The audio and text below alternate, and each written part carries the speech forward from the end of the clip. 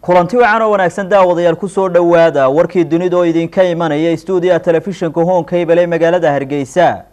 waxaana warka idinla socotiinaya anigu Maxamed Cabdi Boosh qodobada wararka ugu doorka roonlana waxa kamida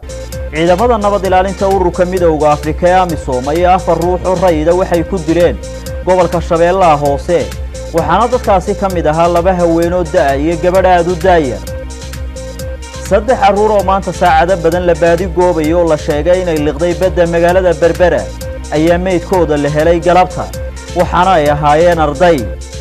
madaxweynaha jamhuuriyadda Djibouti Ismaaciil Cumar Geelle ayaa casuumad u sameeyay saraakiil sare oo ka tirsan isbahaysiga UNB oo qaabilsanaa isbahaysiga ololihii doorashadii madaxtinimada ee degmooyinka iyo gobolada kumanaan ka tirsan ciidamada wadanka Japan ayaa ka qayb galaya hawlgallada samata bixinta kadib markii dhulgariir uu ku dhuftay gobolka Kyushu waxaana dhulgariirkaasi ku geeriyooday inta la og yahay 18 ruux wasaaradda ciyaaraha ee Somaliland ayaa ugu baaqday madaxweyne Zeelanyo iyo gudoomiyaha maxkamadda sare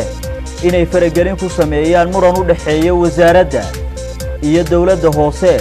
waxaana murankaasi uu la xiriidhaa dhul danguuda oo la sheegay in laga dhisayay gagooyin kubadda cagta balse ay xoog ku qaadatay dawladda hoose warkii oo fidsan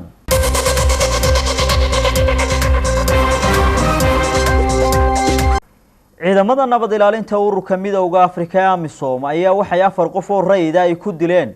gobolka Shabeellaha Hoose dalka Soomaaliya waxaana dadkaasi kamid ahaa laba haweenoo iyo gabadh aad u daayar wariyahayaga Cabdinaasir Maxamed Cali Faransa ayaa warkani ka soo diray magaalada Muqdisho madaxweynaha dawladda federaalka Soomaaliya Xasan Sheekh Maxamuud ayaa magaalada Baxardaar ee wadanka Itoobiya kaga qayb galay furitaanka shirka nabadgelyada qaaradda Afrika oo ka furmay magaaladaasi madaxweynaha dawladda federaalka Soomaaliya Xasan Sheekh Maxamuud ayaa magaalada Baxardaar ee dawlad deegaanka Axmaarada wadanka Itoobiya waxa uu kaga qayb galay maanta shirka dhanka amniga ee qaaradda Afrika ee loo yaqaan Tana High Level Forum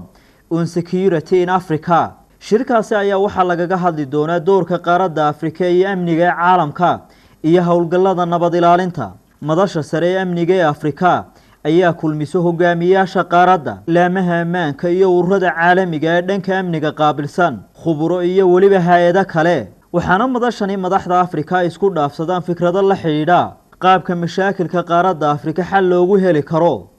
gaar ahaan arrimaha amniga madaxweyne Xasan Sheekh Maxamuud iyo wafdigiisa ayaa waxay ka soo duuleen shalayto magaalada Khartoum ee wadanka Suudaan halkaas oo madaxweynuhu kulan kula yeeshay madaxweynaha dalkaasi Suudaan Umar Xasan al-Bashir oo ka wada hadleen cilaaqaadka u dhaxeeya labada dal